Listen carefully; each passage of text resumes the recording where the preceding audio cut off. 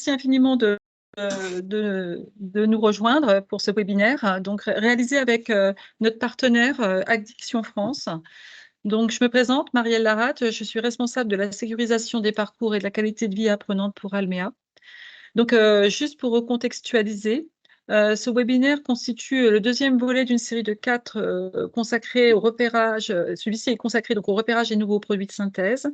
Donc, le thème général, ce sont les addictions. Donc, nous sommes ravis d'avoir donc Madame Morlet, chargée de prévention pour Addiction France, et le docteur Martineau, donc qui vont nous animer tout ce webinaire. Donc ensuite, ce temps de webinaire sera suivi d'un temps d'échange. Donc juste pour remettre donc toutes ces actions dans le bon sens. Donc ce projet a été initié donc par Addiction France, qui a pris l'initiative de venir à notre rencontre. Donc l'objectif global de ces actions, c'est de sensibiliser tous les acteurs autour de nos jeunes apprenants. Donc que ce soit les parents, les entreprises ou encore les apprenants eux-mêmes. Donc, tout simplement parce qu'il est crucial de mettre en lumière les risques liés aux addictions, d'autant que nos apprenants, avec leur premier salaire, peuvent être tentés d'acquérir divers produits. Donc, voilà, donc c'est pour ça que nous avons fait tous ces webinaires. Donc, je vais vous laisser la main, Reda, pour juste remettre. Donc, je vous présente Reda. Après, on fera des présentations générales. Alors, je pense que tout le monde a le PowerPoint de présentation. Non, alors on voit pas la présentation. Alors, ça va arriver. Ça va arriver. Ah. On a un petit problème technique parce qu'on a tout à gérer en même temps. Les entrées, les entrées. Donc, hop, attendez. On va faire au fur et à mesure. Ça devrait le faire. C'est celui-là. Attendez. Hop.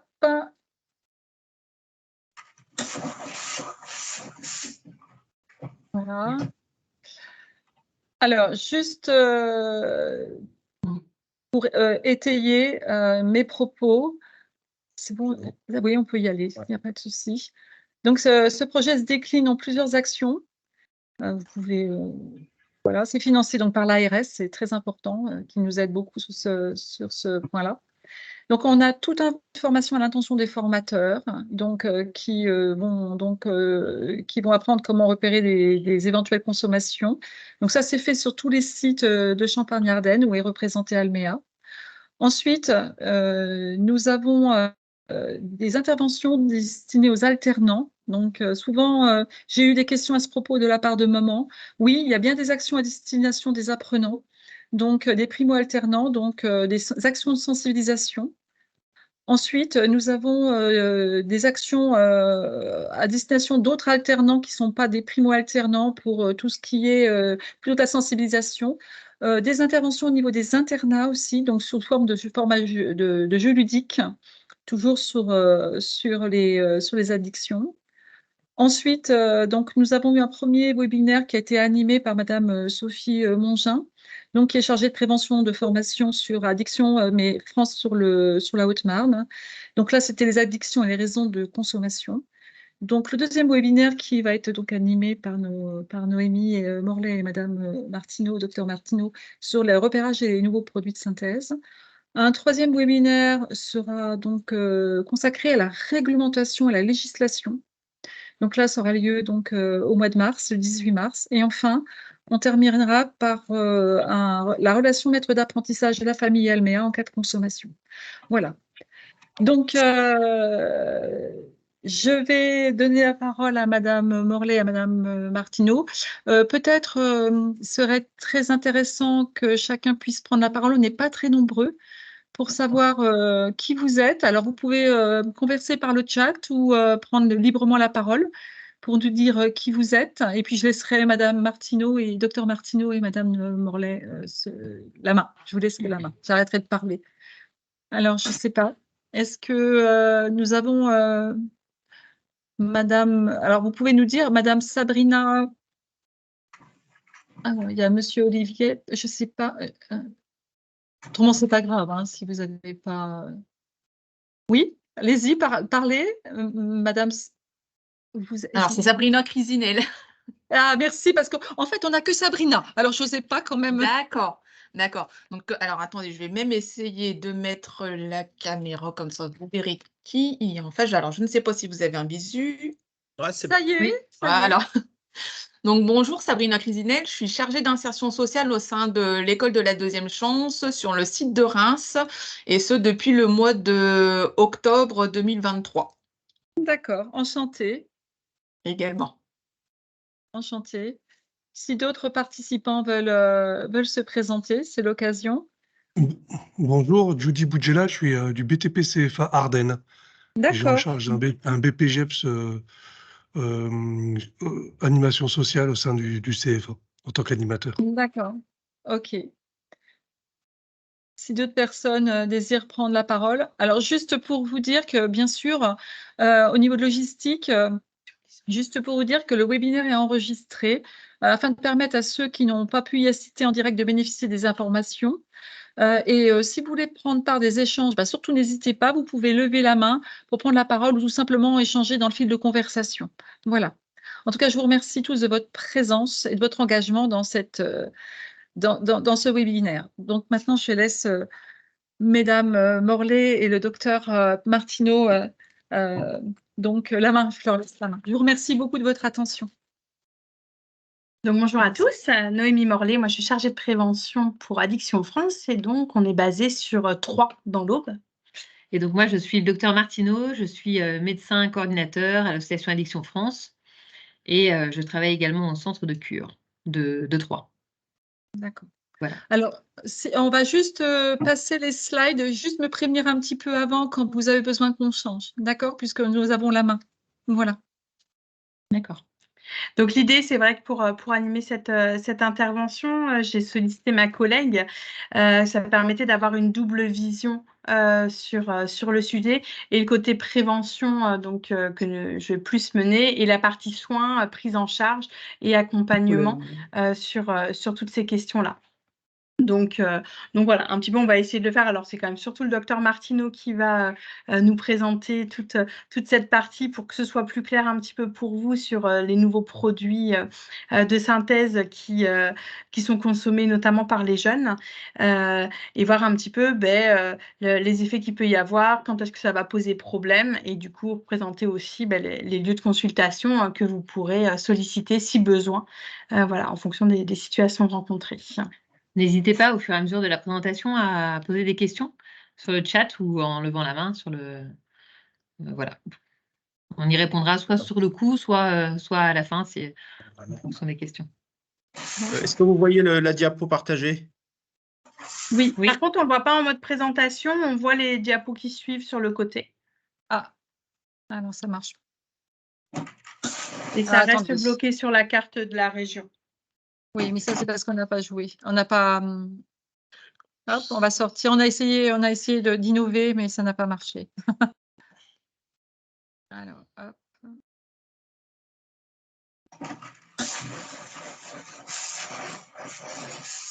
Oui.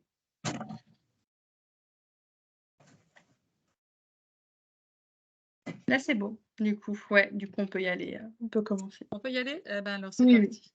Alors, c'est parti. Voilà, donc on va être vraiment autour de cette thématique-là des cannabinoïdes de synthèse. Et du coup, en essayant de reprendre globalement ce que ça a concerné au niveau du public. Et puis des infos vraiment spécifiques sur le produit. Alors, donc voilà, donc pour démarrer, on vous a mis quelques chiffres qui sont intéressants et qui sont surtout plutôt positifs, puisque vous voyez que la consommation globale de tabac, d'alcool et de cannabis a tendance à diminuer au fur et à mesure du temps. La courbe jaune, c'est les expérimentations. Donc, ce qui est le plus marquant, c'est bien sûr, c'est pour le tabac, où ça diminue de manière importante, mais également pour l'alcool, également pour le cannabis. Je vous laisse changer de diapo. Oui. Voilà, après, il faut savoir que les CFA sont quand même un public cible auquel il faut quand même être attentif, puisque vous voyez que les chiffres de consommation, que ce soit l'expérimentation ou la consommation quotidienne, concernant les substances, et à peu près toutes les substances, sont beaucoup, beaucoup, beaucoup plus élevées chez les apprentis. Vous voyez que, par exemple, donc le tabac, hein, on est à 44% dans la population contre 70 en CFA. Voilà. Attendez, on a un problème. Oui, je vois bien. La e-cigarette, alors la e-cigarette, c'est vrai que ça comprend beaucoup de choses parce ça dépend de ce qu'on met dedans, évidemment. Mais vous voyez que c'est aussi consommé beaucoup plus chez les apprentis que dans la population générale. D'accord. Voilà, on peut changer de diapo. C'est des choses aussi qu'on retrouve par rapport aux chiffres. Souvent, le fait que les apprentis vont avoir déjà un pied dans le monde du travail, vont avoir aussi une rémunération qui fait que ça peut favoriser aussi l'emploi de certains produits. Et on a aussi des consommations en lien parfois avec le monde du travail. Donc, c'est un petit peu tout ça qui se mélange et qui explique les chiffres qu'on retrouve bien. Nous, on intervient vraiment en prévention auprès de tout public et on sent bien effectivement que le public apprenti, c'est un public où on a des consommations qui peuvent être importantes. Oui. Alors, parfois, on a un peu perdu dans les produits. On entend souvent les gens, même les consommateurs eux-mêmes, parfois, ils ne savent pas trop ce qu'ils consomment. Et alors, les non-consommateurs, n'en parlons pas. Parfois, ils sont vraiment perdus. Voilà, donc entre cannabis, vapoteuse, e-liquide, CBD, seb, nicotine, TTC, on ne va pas tous les dire, il y en a tellement. On va faire un petit point pour savoir de quoi on parle quand on parle notamment de produits de synthèse, cannabinoïdes de synthèse. Je vous laisse changer de diapo.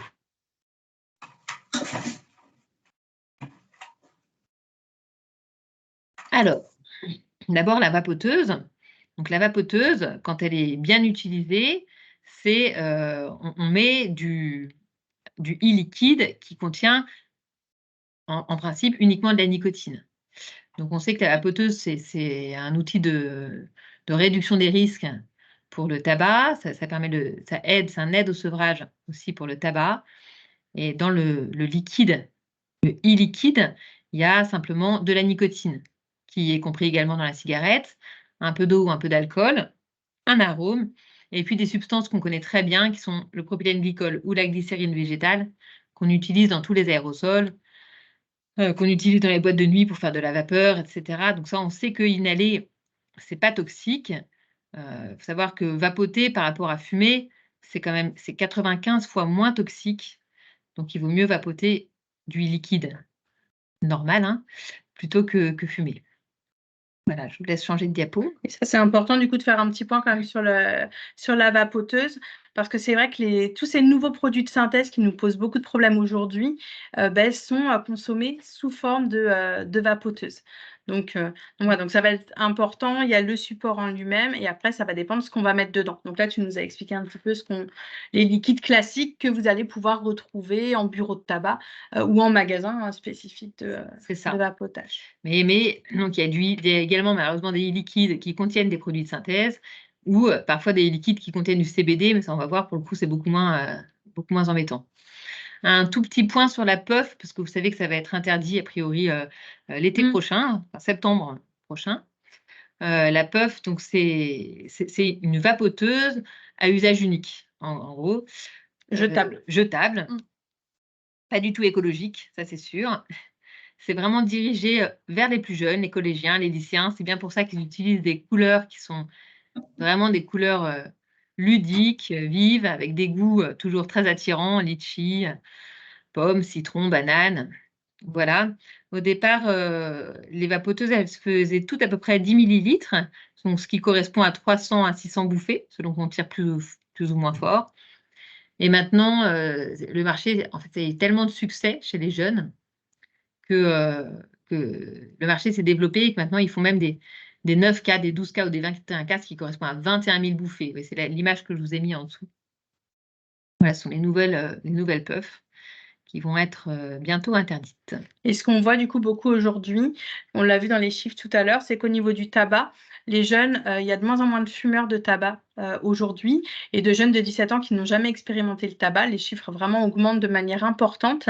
Mais par contre, on voit quand même une augmentation du vapotage. Donc autant le tabac, il y a eu tout un travail sur le produit qui a été très diabolisé et qui est moins accessible aujourd'hui, au détriment de produits parfois qui sont effectivement vendus perçus comme pas du tout nocif, alors qu'avec un risque quand même de développer une addiction du fait de la présence de nicotine. Voilà, c'est ça qui est embêtant, c'est que la puff contenant de la nicotine et étant utilisée par des jeunes qui sont non-fumeurs, le risque de devenir fumeur par la suite est très important parce qu'ils ne vont pas toujours fumer la puff. C'est question de mode. D'ailleurs, bientôt, ça va être interdit. Et donc, la dépendance à la nicotine étant là, il va falloir trouver autre chose. En général, c'est le tabac. C'est le nid du tabagisme. Alors, le cannabis. Maintenant, un petit point sur le cannabis. Il faudrait changer de diapo. Le cannabis, donc c'est une plante. On consomme soit la tête de la plante, c'est uniquement les plantes femelles qui contiennent les principes actifs. Donc, soit on consomme les sommités fleuries qu'on fait sécher et qu'on fume par la suite. Donc, ça, c'est ce qu'on appelle l'herbe, la weed, la bœuf. Soit on tamise tout ça, on chauffe, on compresse, et c'est ce qu'on appelle la résine. Ce que les jeunes aussi appellent shit, touch, tamien, hashish, tout ça, c'est la même chose. Voilà, on peut changer de diapo. On a l'huile que tu marquais là, mais qui finalement est très peu présente en France. Voilà, généralement, soit le cannabis est consommé sous forme d'herbe ou de shit. C'est ça. Alors, il faut savoir que toutes ces substances, elles sont classées, elles ont des effets alors, psychoactifs, ça veut dire qui modifient le fonctionnement du système nerveux. Donc, elles sont souvent classées en 3 catégories. Soit ce sont des stimulants, soit ce sont des perturbateurs, soit ce sont des dépresseurs. Le cannabis, en l'occurrence, c'est un perturbateur. Je vous laisse changer de diapo. Quand on dit perturbateur, c'est-à-dire que ça nous décroche de la réalité. Il y a vraiment,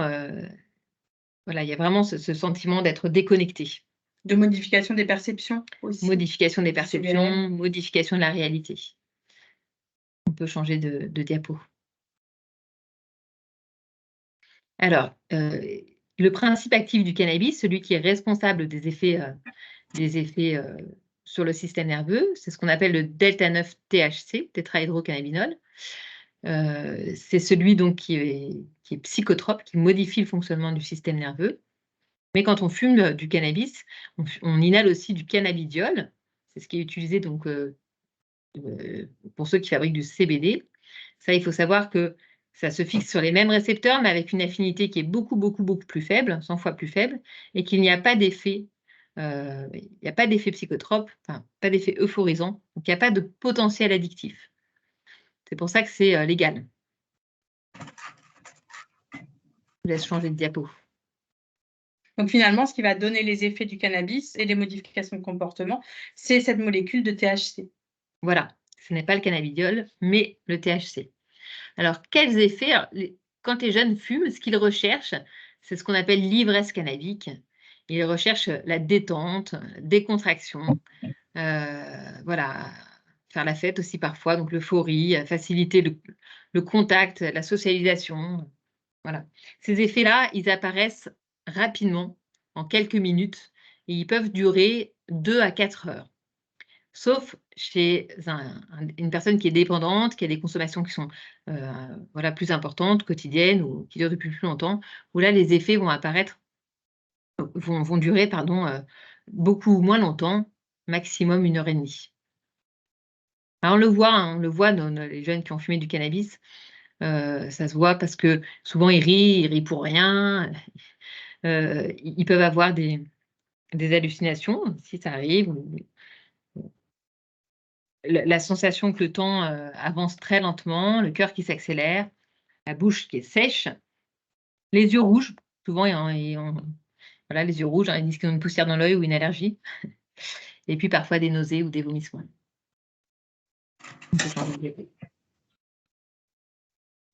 Les risques, ce sont les troubles de l'attention avec évidemment tout l'impact sur les apprentissages, le raisonnement, les acquisitions scolaires et puis les tâches professionnelles complexes. C'est difficile pour les fumeurs de cannabis d'anticiper, de planifier. Tout ça, c'est des choses qui deviennent compliquées puisque le cannabis va se fixer sur des récepteurs au niveau du cerveau qui clairement vont gêner toutes ces tâches-là. Il faut savoir quand même que chez les jeunes qui consomment avant l'âge de 15 ans, les troubles, en général, il n'y a pas de récupération complète. Il restera des séquelles. Donc, c'est pour ça que l'âge des premières consommations aussi va être important.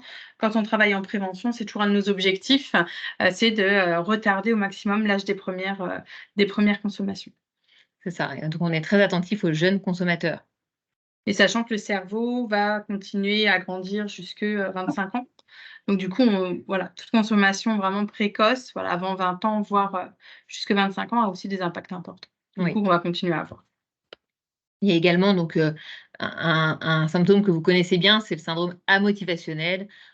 Très souvent, il y a une grande perte de la motivation chez les fumeurs de cannabis, avec une diminution de l'activité intellectuelle et sociale, un ralentissement, quoi, hein, un désintérêt, une humeur qui peut devenir parfois dépressive. Et en revanche, ça s'arrête spontanément, mais après plusieurs semaines de sevrage. Ça, c'est important de le savoir parce que parfois les jeunes, ils ont l'impression ils s'imaginent qu'ils vont arrêter de fumer et que du coup, en quelques jours, ils vont récupérer. Ce n'est pas du tout le cas. En général, ils commencent vraiment à récupérer au bout de 2 mois. Ouais, ça, on l'entend, ça. Mmh. Donc ça met du temps et c'est normal. Et parfois même, en début de sevrage, il y a vraiment l'excès inverse, c'est-à-dire que l'humeur elle va être encore plus dépressive que quand il fumait, il y a plus d'angoisse, etc. Ça peut, si on n'est pas prévenu, ça peut démotiver et du coup, faire que la personne va reprendre ses consommations. Il faut savoir que ça, c'est transitoire et après, hop, tout remonte. Et comment vous Oui. faites, une question, comment vous faites pour passer le cap pour les jeunes là, quand vous êtes avec eux, comment vous les aidez à ce niveau-là pour passer ce cap de dépression, on va dire, juste après arrêt ça se passe sous forme de médicaments, ça se passe sous forme de comportement? Comment vous faites pour interagir comme ça avec eux? Alors souvent, déjà, la première chose, c'est qu'on les prévient. Et finalement, quand ils savent bien la manière dont ça va se passer, le fait qu'ils vont avoir des moments où ça va être plus difficile, etc., mais que c'est temporaire, c'est plus facile. C'est plus facile pour D'accord, la motivation. Et puis après, pour certains, on met en place des traitements. Ouais, on peut mettre en place d'accord, même des traitements antidépresseurs qu'on arrêtera après le sevrage, c'est pas grave, mais pour les aider un petit peu à passer ce cap-là. Donc ça peut être, voilà, en général, on d'accord. essaye vraiment de travailler sur la motivation, de travailler avec les psychologues aussi. Mais on n'hésite pas non plus, s'ils se sentent, voilà, s'ils ont besoin d'une béquille médicamenteuse, on mettra un médicament le temps du sevrage. D'accord. En général, on les arrête sans difficulté, hein. Mmh. Alors comment est-ce qu'on repère le cannabis, en tout cas, au niveau des analyses? Dans les urines, ça reste très longtemps puisque le cannabis, il est stocké dans la graisse et que du coup, il est libéré de manière continue, lente et continue. Donc chez quelqu'un qui n'a pas du tout l'habitude de consommer du cannabis, finalement, ça ne va pas rester très longtemps dans les urines. Ça reste 2 à 5 jours, voilà, maximum 1 semaine. Mais chez quelqu'un qui a l'habitude de consommer beaucoup plus régulièrement, là, ça va rester positif même jusqu'à 6 semaines. Là, j'ai mis 3 à 5 semaines, mais on a même des tests qui reviennent positifs jusqu'à 6 semaines après l'arrêt des consommations. Parfois, notamment les forces de l'ordre, quand elles font des contrôles routiers, elles utilisent des tests salivaires, qui sont des tests qui sont beaucoup moins fiables. Donc, ça permet de détecter une consommation datant de 2 à 10 heures, c'est beaucoup plus court, mais c'est beaucoup moins fiable parce que le THC, donc la molécule, merci, du cannabis, n'est pas sécrétée dans la salive. Donc, quand on fait un test salivaire, ce qu'on va retrouver, c'est juste les dépôts du cannabis qui vont se retrouver sur les muqueuses. D'accord. Ça veut dire que quelqu'un qui se lave bien la bouche, qui se lave bien les dents, on ne retrouve rien. Comment? C'est marqué dans le sang. Ah oui, on a une question. Et dans le sang? Dans le sang, ça reste. On fait très rarement des dosages sanguins de cannabis. Et c'est pareil, ça reste quelques heures. D'accord. C'est très vite stocké dans la graisse. Alors, attendez, on va On peut repasser. changer de diapo. Oui, on arrive. Attendez, Ah. je sais pas. Voilà, ça y est. Voilà, donc là, c'était juste un petit aparté pour le phénomène CBD. Il faut quand même bien différencier le CBD. Alors, vous allez voir, si je parle un peu de tous ces produits, c'est parce que parfois, il y a de la confusion. Il y a même beaucoup de confusion entre les produits de synthèse et ces produits-là. Donc, le CBD, ce n'est pas un cannabinoïde, c'est pas celui-ci qui crée les effets psychotropes, hein, on l'a vu tout à l'heure. C'est légal, mais il n'y a pas d'effet, il n'y a pas de potentiel addictif. C'est vendu d'ailleurs sous plein de formes, hein, dans les cosmétiques, dans les croquettes pour animaux, etc. En infusion. En infusion. On peut passer la diapo. Voilà, donc là, on va revenir un petit peu à nos moutons sur les cannabinoïdes de synthèse. Qu'est-ce que c'est? Donc, on l'a vu, hein, ça fait partie de ce qu'on appelle les nouveaux produits de synthèse. Ce sont des molécules qui n'existent pas à l'état naturel dans la plante, c'est-à-dire qui sont fabriquées à 100% en laboratoire. Du coup, elles ont des effets qui sont différents parce qu'il peut y avoir plusieurs molécules différentes, plusieurs cannabinoïdes de synthèse différents. Les effets sont différents, les intoxications sont fortes, la tolérance est très rapide. Et du coup, quand les jeunes essayent d'arrêter, eh bien, c'est compliqué avec des syndromes de sevrage qui sont marqués. C'est-à-dire que chez des jeunes, par exemple, qui consomment de manière régulière, c'est compliqué. Quand ils essayent d'arrêter, moi, le dernier jeune que j'ai vu arriver en consultation, il vomissait, il était blanc comme un linge, très, très déshydraté. Alors que ça faisait quoi, 6 heures qu'il n'avait pas consommé. Il avait des crampes abdominales extrêmement fortes. Donc, les symptômes de sevrage sont vraiment très forts. C'est souvent ce qui les pousse à reprendre leur consommation. C'est-à-dire qu'ils essayent d'arrêter et puis ils se mettent à vomir, ils ont mal au ventre, etc. Et donc, ils vont reprendre du produit de synthèse pour calmer ces symptômes de manque. D'ailleurs, c'est un des signes aussi qui leur montre que l'addiction s'installe rapidement, en quelques mois, hein, quelques semaines, quelques mois. C'est quand ils vont même vapoter la nuit. Voilà. Voilà, parce qu'il faut vraiment consommer très, très régulièrement, toutes les 2 heures à peu près. Hein, Et ça vient assez vite. Hein. La plupart de nos patients consomment la nuit. Ils se réveillent toutes les 2-3 heures pour consommer, pour vapoter des produits de synthèse, parce que sinon, ils sont mal. Il y en a énormément, hein, des cannabinoïdes de synthèse. On en a identifié 91 depuis 2018, mais bon, il y en a beaucoup, beaucoup, beaucoup plus que ça, parce que on en identifie très peu par rapport au nombre de molécules qui circulent. On a une petite question. Alors, attendez, Reda, alors, attendez. Hop, faut juste qu'on manipule. Quels sont les symptômes d'une intoxication? Alors, quand un jeune consomme des produits de synthèse, donc, les effets, ça va être les mêmes que ceux qu'on a décrits tout à l'heure pour le cannabis, en beaucoup, beaucoup, beaucoup plus fort. C'est-à-dire des personnes au départ, ça commence comme ça, donc qui peuvent rire pour rien, qui ont les yeux rouges, etc.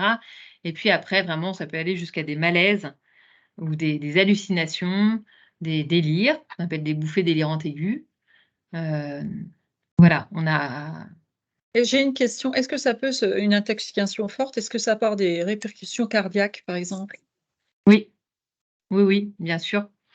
Bien sûr, il y a des... Alors, évidemment, par exemple, les personnes qui consomment pour la première fois, ça arrive qu'il y ait des malaises, qu'ils partent aux urgences, parce qu'ils ont fait justement des poussées de tachycardie, c'est-à-dire le cœur s'est accéléré de manière importante, ou ça peut créer des fibrillations. Oui, oui, il y a des complications cardiaques. Ouais. Il D'accord. peut y avoir des complications cardiaques. Ça fait monter la tension. Donc, ça crée de l'hypertension, D'accord. avec tout ce que ça engendre. Alors, attendez. Voilà. Alors ça, c'était simplement pour vous dire que c'était très facile finalement de produire, de créer une nouvelle molécule de synthèse, parce que, vous voyez, par exemple, on prend une molécule et il suffit simplement de retirer un tout petit morceau. Si vous regardez les 2 molécules de droite, voilà, ce sont 2 cannabinoïdes de synthèse différents. Et donc celui du haut, c'est celui qu'on appelle le spice. Celui du dessous, c'est celui qui est sorti un petit peu après. Et si vous regardez bien, la seule différence entre les deux, c'est qu'on a retiré une chaîne latérale. C'est-à-dire qu'il manque un petit bout. Tout en bas. Tout en bas. Oui. Bon, ben, vous voyez, on retire juste un petit bout tout en bas. Ça fait une autre molécule. L'important, c'est que la structure centrale soit la même. C'est elle qui va se fixer sur les récepteurs et qui va du coup bloquer les récepteurs, créer les effets. Tout ce qui est annexe, on peut les modifier. C'est ce qui fait qu'à chaque fois, on crée des nouvelles molécules qui ne sont pas repérées. Et en Du coup, elles ne fait, sont pas si on classées comme change, stupéfiants. d'accord. Si on change, le phénomène addictif sera le même, quelles que Oui. soient les molécules, ou il y en a d'autres, ça sera plus puissant que d'autres, que par rapport Alors, entre toutes elles. Est-ce seront, qu'elles ont le même, la même puissance ou pas? alors, toutes seront addictives, mais du coup, chacune aura sa propre puissance. D'accord. C'est pour ça qu'en fait, avec les cannabinoïdes de synthèse, c'est un peu compliqué parce que euh, les jeunes, ils ont l'impression d'acheter la même chose. Ils vont nous dire qu'ils achètent du PTC, ils ont acheté du PET ton crâne, mais selon qu'ils l'achètent à Romy ou à Troyes ou à Bar-sur-Seine, etc., ce ne sera pas le même dealer, pas la même molécule, même si ça a le même nom, et donc les effets vont être différents. D'accord. Qui peut expliquer que parfois, nous, on entend beaucoup d'idées reçues. On a des jeunes qui nous disent oui, ben là, j'ai pris un autre, je suis allé voir un autre dealer ou j'ai acheté ailleurs et je pense que c'était coupé. Je pense qu'on avait dû le couper à l'héroïne parce que c'était beaucoup plus fort, etc. Et quand on fait analyser le produit, on remarque qu'il y a eu, c'était pas du tout coupé, simplement, c'était juste un cannabinoïde de synthèse, mais c'est certainement pas le même qu'il utilise habituellement. D'accord. Il faut savoir que ça a beaucoup évolué, les cannabinoïdes de synthèse là, depuis les années 2000. Au départ, c'était vendu sous forme d'herbe qu'on mélangeait au tabac et qu'on fumait. Toujours évidemment pour attirer les jeunes dans des petits sachets colorés avec toujours des noms sympas, Mr. Happy, le Buddha Blue, le Spice, le Pokémon, des noms, il y en a vraiment énormément. Et donc, c'est des produits qui sont fabriqués en Chine le plus souvent, qui sont expédiés vers l'Europe sous forme de poudre. La poudre, elle est diluée et dans de l'eau et vaporisée sur un support végétal qui peut être n'importe quoi. Ça peut être du thym, ça peut être n'importe quoi. Ensuite, on met tout ça dans les petits sachets. On prend le contenu du petit sachet, on mélange avec du tabac normal. Et puis, c'est comme ça qu'on le consommait. Ça se consomme encore beaucoup comme ça, hein, mais chez les jeunes, beaucoup moins. Ça, c'était la première phase. Et ensuite, très vite, donc en 2014, on a vu arriver les cannabinoïdes sous forme de e-liquide, donc à mettre dans les vapoteuses, qu'on appelle le Buddha Blue. Et là, sur les forums de discussion, vous savez, les consommateurs, ils vont beaucoup sur les forums de discussion, ils sont beaucoup sur Internet. Et là, on a su à ce moment-là que ça allait être compliqué parce que tous les forums parlaient beaucoup, enfin, les forums de discussion, les discussions vraiment étaient très axées sur ces produits de synthèse. Et à ce moment-là, ils ont commencé à être vendus quasiment exclusivement sur Internet. Et à partir de 2018, là, ça a été vraiment encore une nouvelle étape. On peut changer de diapo parce que on s'est mis à les voir arriver aux abords des établissements scolaires. C'est-à-dire que maintenant, les jeunes, ils n'ont même plus besoin d'acheter sur Internet. Il y a des dealers partout, au coin des établissements scolaires, au coin des centres de cure. Il y en a, voilà. Et puis surtout, maintenant, il y a les réseaux sociaux, hein. Snapchat, Insta, où ils partagent, ils se cachent à peine, hein, en fait, pour dire, pour vendre. Et du coup, ils passent commande. Et la personne qui vend, le dealer arrive, donne souvent rendez-vous donc à proximité de l'établissement pour récupérer leurs produits. C'est Alors, vendu souvent comme du PTC. Donc, le PTC, c'est l'acronyme de Pète ton crâne. d'accord. On a une Ou petite question. Pardon. Oui. Ouais. Pour la détection dans la salive et dans l'urine, c'est la même chose que le cannabis? Et Alors, non. deuxième petite, voilà. Après, Non. j'ai la même personne qui me pose une deuxième petite question. Alors, allez-y, Madame Martine. Alors, non. Pour la détection, non. Les cannabinoïdes de synthèse, ils sont indétectables. C'est bien D'accord. ça, c'est bien ça le problème. C'est qu'ils ne sont pas détectables dans les tests, que ce soit sanguin, urinaire, salivaire. En D'accord. tout cas, pas par les tests classiques. Je veux dire, pas par les tests qu'on utilise en routine. Voilà. Et pourquoi est-ce qu'ils ne sont pas détectables? Pourquoi est-ce que la plupart ne sont pas détectables? Parce que justement, en fait, dès qu'un test est détectable, enfin, dès qu'il y a une molécule est détectable, eh bien, le fabricant, le dealer, modifie la molécule. C'est ce que je vous expliquais tout à l'heure. C'est-à-dire qu'en gros, vous savez, il suffit de retirer un tout petit morceau de la molécule et ça devient une autre molécule. Et qui les n'est tests, voilà. plus classé qui ne sera plus, qui ne pourra plus s'accrocher sur le test. D'accord. C'est pour ça que la plupart des cannabinoïdes de synthèse sont indétectables. Tous ceux qui sont détectables ne sont plus vendus. On en a créé d'autres depuis. Vous voyez, je pense que c'est pareil sur la liste des produits qui sont classés en stupéfiants, ce sont des molécules.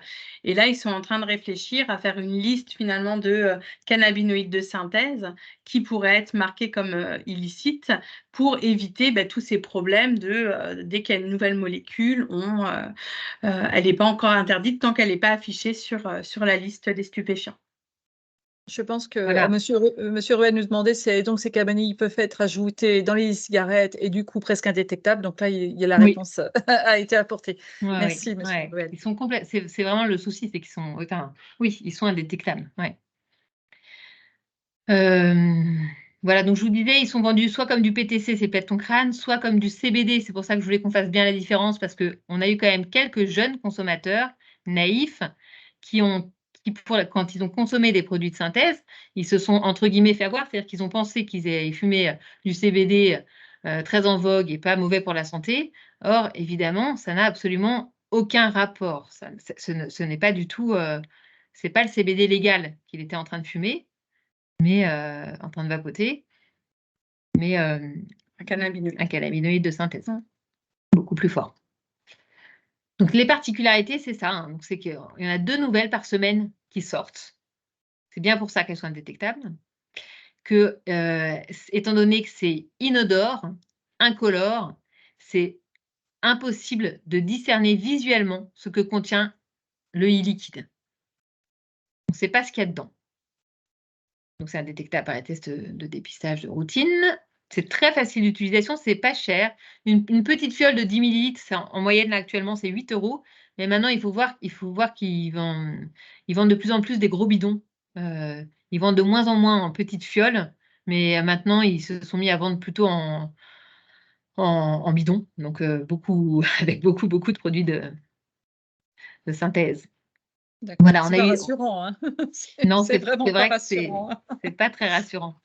Au départ, on avait un public jeune, naïf, et on a quand même eu, je me souviens en 2019, là, les cas qu'on a eus, c'était vraiment des jeunes qui ne savaient pas ce qu'ils allaient consommer. Ils ne recherchaient pas forcément les effets, la défonce, etc., les effets puissants des cannabinoïdes de synthèse. Maintenant, ça, c'est un peu périmé, c'est-à-dire qu'on en a beaucoup parlé.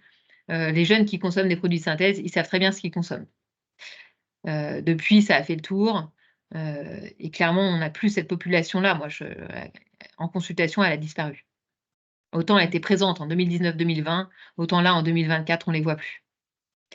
Par contre, on a quand même des jeunes qui sont très surpris de l'accroche addictive du produit et de l'importance des effets et des symptômes de manque dont tu parlais tout à l'heure. Hein. Oui, j'ai une question. On a une question. On va laisser alors, la parole à Madame Boudelal. Non, Monsieur Boudjelal. Excusez-moi, je n'avais pas vu, c'est très loin. Excusez-moi, monsieur. Je vous en prie. Juste, a priori, lors de nos expériences, le cannabinoïde de synthèse est encore fréquent dans nos structures, dans nos établissements. Et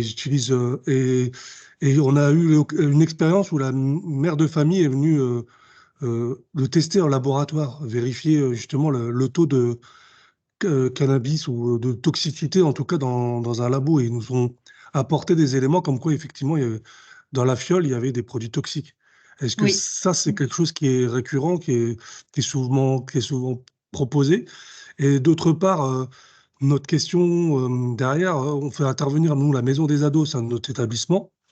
Oui. Et à défaut d'avoir la CJC qui peut être dans nos murs, comment est engagée la démarche, sur combien de temps ils peuvent arrêter ce produit de synthèse, parce qu'on s'est rendu compte qu'ils sont très vite accrochés et qu'ils ont des difficultés de s'en séparer, en fait. Oui.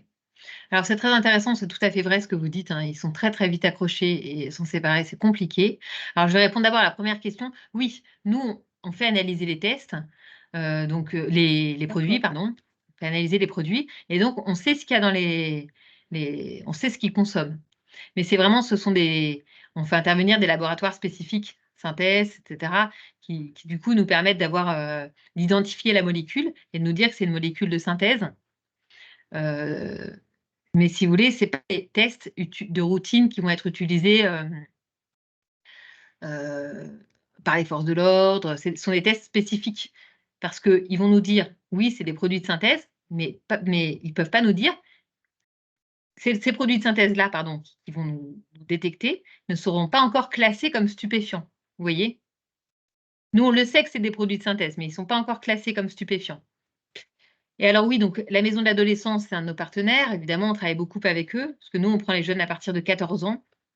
La maison de l'adolescence, ils les prennent plus tôt, il me semble. Oui, c'est 11 ans. 11 ans, Ouais. c'est ça. Donc, on travaille aussi bien ensemble. Et ça répondre à la question combien de temps est-ce qu'ils mettent pour décrocher, c'est compliqué parce que c'est vraiment extrêmement dépendant du jeune. C'est extrêmement variable d'un jeune à l'autre. Nous, on a des jeunes qui sont arrivés, qui étaient malades comme des chiens, qui étaient ultra dépendants, qui en ont bavé et qui finalement, après le sevrage médicamenteux, en général, il dure 10 jours, eh bien, ils ont totalement arrêté, ils n'ont jamais repris. Et puis, on a d'autres jeunes qui, pour le coup, ont essayé un sevrage, puis finalement, ça n'a pas fonctionné. Ils ont rechuté au bout de quelques mois, voire parfois un an après. Ils ont repris leur consommation. Et puis là, on passe un petit peu comme avec les autres substances, avec des périodes d'arrêt, des périodes de rechute, des périodes d'arrêt, des périodes de rechute. Il faut savoir qu'un jeune qui consomme, quand même, souvent, il ne consomme pas par hasard. C'est pour ça qu'on essaye toujours de faire en sorte qu'il y ait une psychologue dans le circuit pour aller chercher un petit peu pourquoi est-ce qu'il a besoin de cette consommation pour se sentir bien, pour se sentir à l'aise, pour vivre correctement. D'accord. Voilà. Merci. Je passe à Vous Ouais. voulez revoir Non, c'est très bien. Il faut savoir que les effets des cannabinoïdes de synthèse, ils sont 200 fois plus puissants que les effets du cannabis. Et ils durent beaucoup plus longtemps, puisqu'ils peuvent durer jusque 24 heures. Et je ne sais pas si vous vous souvenez du cannabis, on était sur 2 à 4 heures. Hein. Donc là, on est vraiment sur des effets qui sont durables, qui sont hyper puissants, hyper forts. Et c'est tout à fait ce que disait monsieur. Les jeunes sont très, très vite accrochés. Et une fois qu'ils sont rentrés dans la dépendance, c'est compliqué de... Donc, au niveau de la concentration, ma question va peut-être être bête, mais au niveau de la concentration, au niveau des interactions sociales, tout ça, ils sont comment, les jeunes? Ils sont à côté, ils arrivent encore à se concentrer? Parce que quand vous voyez que c'est 200 fois plus... Clairement, nous, les jeunes qu'on suit, alors nous, on suit forcément peut-être ceux qui sont le plus dépendants. Hein. On a aussi forcément un biais de ce côté-là. Mais niveau concentration, on est c'est très compliqué. C'est très, très compliqué. Ouais. Niveau des apprentissages, il n'y en a pas beaucoup qui réussissent à maintenir. Oui, c'est ça. Reprennent après le sevrage, etc. Mais malheureusement, on en a beaucoup, beaucoup, beaucoup qui décrochent au moins un temps. D'accord. Voilà, donc il faut savoir qu'ils sont quand même, donc, ceux qui ont été repérés, ils seront classés comme stupéfiants. Et donc la consommation, l'achat, le trafic, c'est puni par la loi. Je voulais juste quand même le mentionner. 1 an d'emprisonnement, 3 750 € d'amende au minimum. Ça peut aller jusqu'à, vous avez vu, 30 ans de réclusion criminelle pour les actes de trafic, jusqu'à 7 500 000 € d'amende. Donc c'est quand même très sévèrement puni par la loi. Donc nous, on reçoit donc les jeunes via les consultations jeunes consommateurs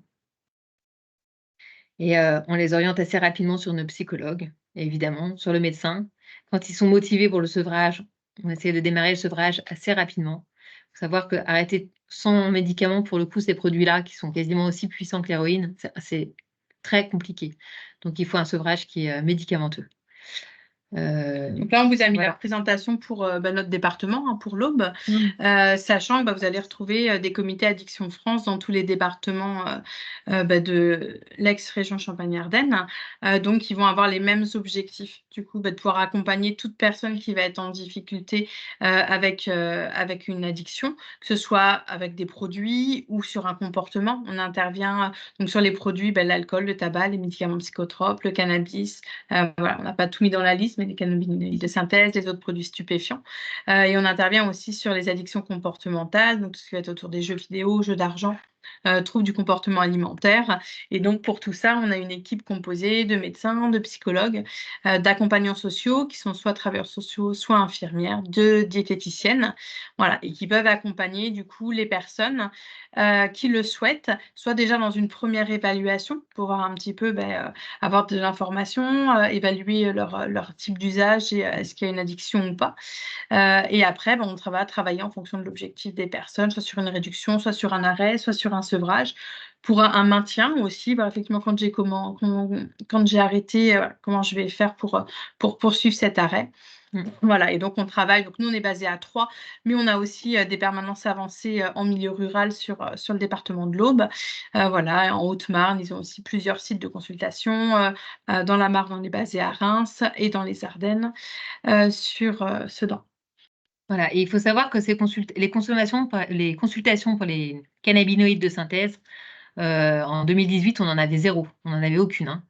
Et maintenant, c'est proportionnellement dans notre file active, on en a de plus en plus chaque année, et ça représente une part importante de la file active.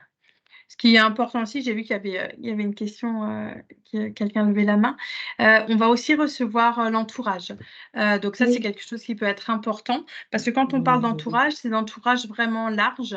Donc ça peut être l'entourage d'un jeune, Guénolé parlait des consultations jeunes consommateurs, mais de l'entourage de toute personne qui va avoir une conduite addictive. Donc ça peut être les parents, ça peut être le conjoint, ça peut être les enfants, mais ça peut être aussi un ami, ça peut être aussi un collègue, employeur, etc. Voilà, de manière très, très large. Pour que la personne soit déjà dans une prise de conscience de ses difficultés et elle a déjà entamé une démarche de soins, ou que la personne soit encore dans cette phase avant où c'est moi j'ai pas de problème et ça te pose problème à toi mais pas à moi. Dans tous les cas, on peut recevoir l'entourage, que ce soit un de nos patients ou de l'entourage totalement non identifié, pour pouvoir au moins entendre la souffrance, pouvoir expliquer aussi les mécanismes de l'addiction, comment ça se passe, la prise en charge, et comment les jeunes peuvent être accompagnés et comment l'entourage, lui, peut aider, peut soutenir l'autre, mais il ne pourra pas arrêter à sa place, mais voilà, il peut quand même avoir un rôle important de soutien par rapport à ça. Et ce qu'on n'a peut-être pas dit, c'est noté, mais on préfère quand même le dire, c'est que les consultations, donc nous, on travaille dans un XAPA, donc ça veut dire un centre de soins, d'accompagnement et de prévention en addictologie. C'est vraiment les centres spécialisés que vous retrouverez sur ces questions d'addicto. Vont accompagner les personnes gratuitement. On est financé par l'assurance maladie notamment. Et donc, on peut recevoir les personnes sur rendez-vous de manière confidentielle. Donc, il n'y aura pas d'information qui sera donnée sur qui est vu en consultation. Éventuellement, anonyme aussi, si c'est le souhait de la personne. D'accord. On a une question de la part de M. Bucella, voilà, qui a levé la main. Merci. Ouais, j'ai plusieurs questions. La première, c'est qu'en est-il par rapport aux mineurs? Donc forcément, les parents doivent être associés, ils doivent être, parce qu'on a des situations de mineurs justement qui étaient qui étaient addicts, venir tout seul spontanément voir la maison des ados, c'est pas un problème. Mais derrière, dès lors qu'il y a une démarche de soins à engager, la famille est souvent mis à contribution, je vais dire. Oui. Surtout si c'est les parents, ils sont pas la cause du mal-être du jeune, parce que Non, parfois non, ça peut être oui. compliqué.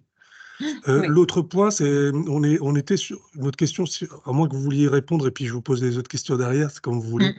Oui, alors oui, les jeunes, ils sont souvent accompagnés au moins pour le premier rendez-vous par un parent, au moins un parent. D'accord. Mais après, en revanche, pour la suite de la prise en charge, on a des mineurs qui viennent tout seuls, hein. D'accord, très bien. Après, en fonction du contexte familial, on n'a pas d'obligation pour les consultations CJC d'avoir la présence d'un parent. Voilà. Donc, ils peuvent aussi venir sans le parent. Bien sûr, on va travailler, on va essayer de Ça fait favoriser partie, le c'est la lien même avec les parents parce que, effectivement, vous le dites, chose. c'est pas forcément la cause du mal-être et ils peuvent être vraiment soutenants par rapport à ça. Après, en fonction des situations qu'on va rencontrer, les parents ne sont pas forcément toujours mobilisables à ce moment-là, où il y a un tel fossé avec le jeune que c'est compliqué de le faire. Mais c'est quelque chose qui va être travaillé. Ce n'est pas une condition obligatoire. On peut recevoir le jeune en consultation jeune sans présence d'un parent. Là, à ce moment-là, on demandera un adulte référent. C'est assez rare finalement qu'on ne voit jamais les parents dans le circuit. En général, on les voit au moins un peu au début. Mais c'est vrai que c'est quand même déjà arrivé, toi, je pense à Vincent. On a eu quand même des jeunes qui sont venus seuls et on n'a jamais vu les parents. Ok. L'autre question, c'est la prise de substance. Alors, on a une situation particulière où il y a le jeune est venu nous dire, donc on n'a pas pu confirmer vu que ça relève du secret médical.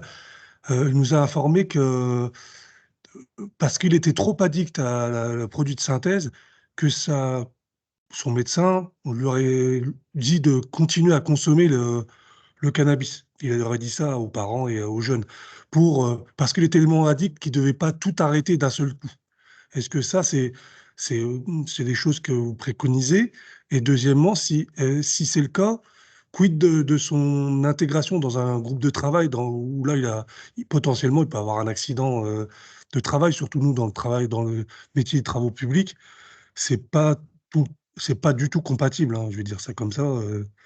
Mais c'est vrai que c'est vis-à-vis du soin, il y a nécessité de faire une progression, mais vis-à-vis du travail et des tâches qu'on va lui confier, ça n'est pas forcément compatible. Oui. Alors, moi, en général, quand les jeunes sont motivés pour arrêter, on prescrit un traitement et ils arrêtent. C'est-à-dire qu'il n'y a pas de réduction. Vous voyez, la réduction n'est pas obligatoire. Si le jeune il est motivé pour arrêter les produits de synthèse, on fait un sevrage. L'idée, c'était de continuer le cannabis, en fait. Ah oui, d'accord. La question, c'était d'arrêter les produits de synthèse pour repasser au cannabis, c'est ça? En fait, il avait les deux et il pouvait. Et le conseil qui était donné, c'était qu'il arrête le produit de synthèse qui était trop néfaste et continuer progressivement et arrêter progressivement le cannabis. Ah oui, d'accord, par la suite. Ouais, d'accord, je n'avais pas compris. Ok, alors, bon, évidemment, si vous voulez, on l'a vu tout à l'heure, entre cannabis et cannabinoïdes de synthèse, c'est un peu choisir entre la peste et le choléra, vous voyez. Mais bon, le cannabis, il y aura moins de danger, beaucoup moins de danger. On va parler en tant que réduction des risques. Il y aura beaucoup moins de risques à consommer du cannabis plutôt que de consommer des produits de synthèse. Donc, en effet, si la personne à ce moment-là dit qu'elle n'arrive pas, a besoin d'une substance, elle ne peut pas se passer d'une substance, il vaut mieux qu'elle consomme du cannabis que des produits de synthèse. Ceci étant dit, évidemment, oui, l'idéal, c'est l'arrêt total de toute substance. Ouais. Et effectivement, avec des impacts, comme vous le dites, au niveau professionnel, notamment, qui peuvent être retrouvés. Donc après, à voir, mais ça, c'est comme le travail qu'on va faire sur s'il n'y a pas d'arrêt de consommation, comment ça peut être géré avec le milieu professionnel aussi. Est-ce que c'est des consommations qui ont lieu dès le matin, etc. Quels effets il peut y avoir sur le comportement du jeune qui va favoriser la prise de risque sur des chantiers, par exemple. Il est très, très, très fréquent que les jeunes poursuivent le cannabis après l'arrêt des produits de synthèse parce que ça crée des troubles quand même qui sont durables, notamment les troubles du sommeil, etc. Donc, même si le cannabis est également très perturbateur au niveau du sommeil, du moins, dans un premier temps, ils gardent le cannabis ne serait-ce que pour s'endormir. Effectivement, ce que vous dites, ça fait écho, hein. C'est ce qu'il disait, effectivement, que pour dormir, il avait besoin de fumer, sans quoi ça allait être compliqué pour lui de ne pas dormir. Il ne dormait pas de la nuit et ne mangeait pas. Troubles alimentaires et puis troubles du sommeil, du coup. Voilà, et c'est ce que et les troubles alimentaires, c'est pareil, hein, c'est le deuxième argument le plus fréquent. C'est-à-dire que les produits de synthèse comme le cannabis, c'est orexigène, c'est-à-dire que ça ouvre l'appétit, ça donne faim. Et à l'arrêt des produits, il n'y a plus d'appétit. Il n'y a plus d'appétit, il faut se forcer à manger, etc. Souvent, il y a une grosse perte de poids.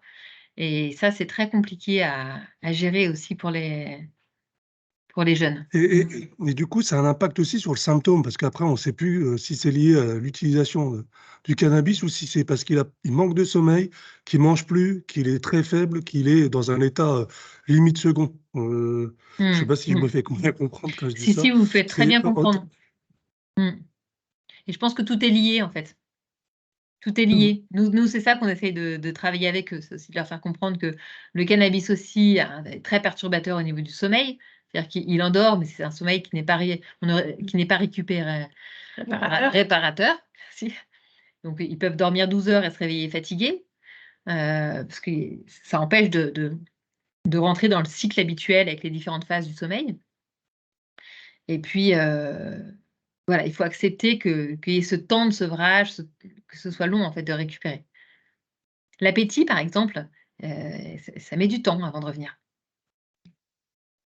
Juste une précision, je pense que Madame Orla a dû le dire, mais les parents peuvent venir vous voir parce qu'ils sont inquiets pour leur enfant. Oui, bien Oui. sûr. Ils peuvent venir Parce que sans ça, leurs enfants. Hein. Voilà, c'est ça, parce que c'est un cas que j'ai rencontré, moi, où voilà, c'était les parents qui étaient extrêmement inquiets pour leurs jeunes et ils ne savaient pas s'ils pouvaient s'orienter vers une structure sans leur gamin, en fait. Voilà. Oui, Donc, oui, ils ils peuvent peuvent venir. venir. Hein. Il leur suffit d'appeler et puis voilà, ils expliquent la situation et ils auront D'accord, ok. une consultation. Oui, bien sûr, c'est tout à fait possible. Et voilà, là, c'est dans nos consultations classiques. Donc, du coup, ce sera gratuit aussi pour les personnes, bien sûr. D'accord. Il y a Monsieur Golovkin qui nous dit merci. Hein. Il est obligé de partir. Voilà, il a un rendez-vous. On avait juste une dernière diapo, mais ça représentait simplement le dispositif des CJC, voilà, où on est sur un dispositif national pour les 14-25 ans, où on peut accueillir le jeune, les parents, le jeune plus les parents, autour de toutes ces questions-là, que ce soit l'alcool, le cannabis, les cocaïnes, ecstasy, les cannabinoïdes, les jeux vidéo également, les écrans. Et du coup, voilà, on peut recevoir vraiment tout le monde pour aborder ces questions-là. C'est un premier dispositif d'évaluation, d'information. Il n'y a pas forcément encore d'addiction en fonction du type de consommation. Peut être aussi sur les premières consommations des jeunes. Voilà, et ça peut permettre d'avoir un lieu pour en parler et avoir des informations. Alors maintenant, on a de l'apprentissage jusqu'à 30 ans. Alors la question est, pour les jeunes qui ont plus de 26 ans, De toute façon, ils viendront. Les CJC sont faites au niveau des XAPA, hein, donc du coup, ils pourront venir sur les consultations sans souci. Ok, c'est parfait. La différence, ça se fera au niveau de la prise en charge, c'est-à-dire que pour un jeune consommateur, l'orientation sur la psychologue et sur le médecin, elle est systématique et rapide, alors qu'au-dessus de 26 ans, il peut y avoir plus de délai. D'accord, ok. Mais il y a plus de délai. Donc nous, on avait fait un petit peu le tour de la question. Après, c'est plus si vous avez encore des questions. Oui, bah, on va inviter les personnes si vous... Alors attendez, on a une... C'est pas moi. c'est pour nous dire merci. D'accord. Si des personnes ont encore quelques questions. On va voir si on peut recevoir la diapo. Oui, vous aurez un lien pour même revoir comment dirais-je, le webinaire. Il n'y a pas de souci. Voilà. C'est très clair. Je vous donne les commentaires parce que vous ne les avez pas. Voilà. Eh ben, écoutez, en tout cas, je vous remercie réellement pour votre intérêt. Et puis... Dernière question de mon collègue, si ça ne vous dérange pas. Pas du tout, monsieur. Quand on fait bâtiment, qu'est-ce que vous préconisez quand on est en présence d'un jeune qui a consommé justement ces produits de synthèse?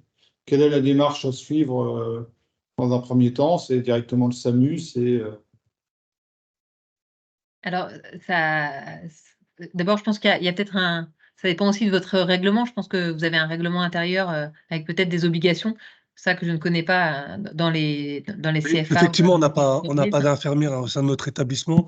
Donc, dès lors qu'il y a un problématique de santé, quel qu'il soit, et qu'on ne peut pas le résoudre par une trousse de secours classique, on fait appel aux urgences. Voilà, oui. Après, ça dépend des symptômes. C'est surtout la procédure de soutien. La question, c'est plus la procédure immédiate. À part la PLS, il est vraiment pas bien, mais des fois, il y a plusieurs cas de figure. C'est soit il tombe dans les pommes, et là, c'est la PLS avec la SST classique. Mais lorsqu'il est en bouffée délirante, c'est peut-être là-dessus où c'est un peu plus délicat. Et c'est vrai qu'on n'est pas tous à même enseigne par rapport aux techniques à utiliser, quoi. C'est ça. En fait, je pense qu'il y a différents critères. Quand parfois il est juste un peu, vous voyez juste qu'il a consommé, mais qu'il est bien tolérant, parce que c'est vrai, et que les symptômes ne sont pas trop importants, c'est toujours intéressant. Oui, une fois que vous d'en reparler en tout cas à froid. Voilà, j'ai constaté que tel jour, tu avais changé de comportement, tu as un comportement inhabituel. Peut-être d'en reparler, d'orienter vers les soins, En vers les fait, bons interlocuteurs. Et puis une bouffée délirante aiguë, oui, je pense que c'est le SAMU direct, parce que même pour nous, c'est compliqué. Donc, Ah oui, nous, on est en ambulatoire, on appelle le SAMU. oui, j'en ai déjà eu. Quelqu'un qui est en plein délire. J'ai une question. Est-ce que ce type de présentation est en fait dans les différentes formations face aux apprentis? Alors, Madame Morlaix, oui, on fait ce type de présentation aux apprentis. CAP, les primo-alternants, oui. Je ne sais pas, Madame Morlaix, vous pouvez peut-être nous dire qu'il va y avoir des présentations faites aux jeunes. Oui. Oui, on a des interventions qui sont prévues auprès des élèves des CFA de la région, alors qui ne vont pas se faire sous la même forme que ce que vous avez vu aujourd'hui, mais qui vont reprendre en tout cas ces thématiques-là et de la prévention, de l'information, de la réduction des risques autour de ces consommations-là, enfin, autour de ces produits et d'informer aussi sur les lieux de consultation, à partir de quel moment ça pose problème, qu'ils aient un petit peu les éléments. L'idée, c'est qu'ils aient le maximum d'éléments pour pouvoir soit s'auto-évaluer, voir un petit peu où est-ce qu'ils en sont dans leur consommation, s'il y a déjà consommation, qu'ils soient aussi bien informés sur les produits, etc., pour voilà, ne pas se faire avoir aussi, et puis avoir bien en compte l'ensemble des effets que les produits peuvent avoir. Donc oui, il y a toute une partie prévention qui se fait. Alors, je ne sais pas si on a des entreprises parmi les participants, mais s'il y en a, est-ce qu'ils ont déjà rencontré des problématiques de ce type-là? Si vous avez, je ne sais pas s'il y a des entreprises. Je n'ai pas l'impression. Non, vraisemblablement non.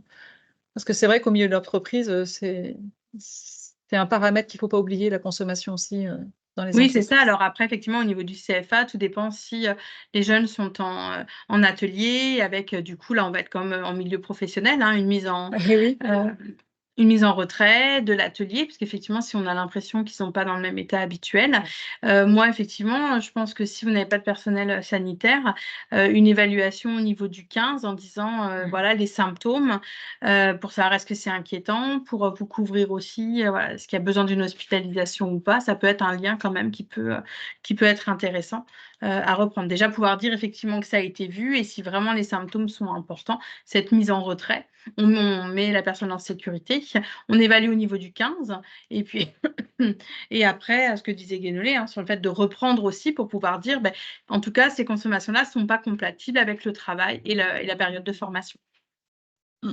Et qu'il peut y avoir des lieux pour aider, voilà, sur les CJC. Il faut savoir que les jeunes qui passent par les urgences, ils seront dans tous les cas, ils vont voir un addictologue via l'équipe de liaison de l'hôpital. Ok. Eh bien, il est 16h07. Eh bien, écoutez, si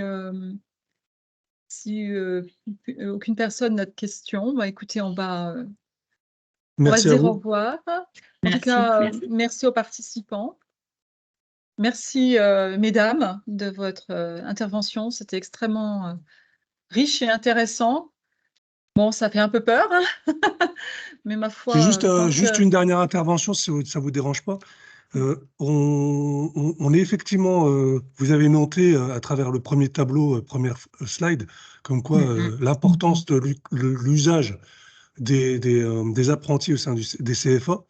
Et il s'avère que dans certains CFA, les CJC ont la possibilité d'y avoir des permanences. Et à mon sens, ça peut vraiment être très riche, et ça l'est d'ailleurs. Et pour d'autres, c'est un peu plus compliqué au vu des effectifs d'Exapa.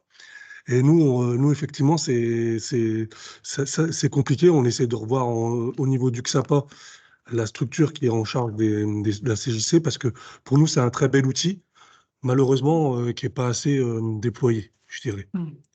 Ben, On a oui, et puis conscience. qui est présent au XAPA, mais on voit aussi que parfois les jeunes ont du mal à aller jusqu'au XAPA, et donc de se déplacer. Et c'est vrai que pour l'expérimenter dans certains sites, nous, au niveau du département, ce qu'on appelle les CJCA, les CJC avancés, c'est quand même favorisant pour le public jeune pour vraiment créer un lien et entamer une prise en charge. Mais c'est vrai que malheureusement, on n'a pas forcément les moyens de pouvoir le faire partout où les besoins sont repérés. C'est vrai que là, les besoins sont vraiment repérés dans les CFA et il faudrait que ce soit un public cible, Mm. avec des consultations jeunes consommateurs avancées, qui puissent se Mm. passer sur place. Ce serait quand même l'idéal. Exactement. On est quand même à un niveau de consommation qui est bien supérieur À la C'est moyenne. ça. à la moyenne. Il n'y a pas besoin d'avoir un diagnostic supplémentaire. Ouais, Là, c'est plus je les suis d'accord. moyens, c'est Ouais. plus les moyens humains et de soins, surtout, Ouais. parce que c'est la liaison, nous, on le fait, et c'est très frustrant pour nos animateurs qui font le travail de mise en confiance, d'orientation, et derrière, Ouais. souffrir d'un manque de professionnels de santé. Et ça, c'est vraiment criant sur les territoires. Ah oui, c'est vrai. C'est vrai. Tout à fait. En tout cas, je vous remercie de votre message et de votre slide. On l'attend pour pouvoir, pourquoi pas l'étoffer encore avec ce qu'on fait déjà au sein de notre CF. Super. Merci. Merci bien. Merci. Au revoir. Au Au revoir. revoir. Mathieu.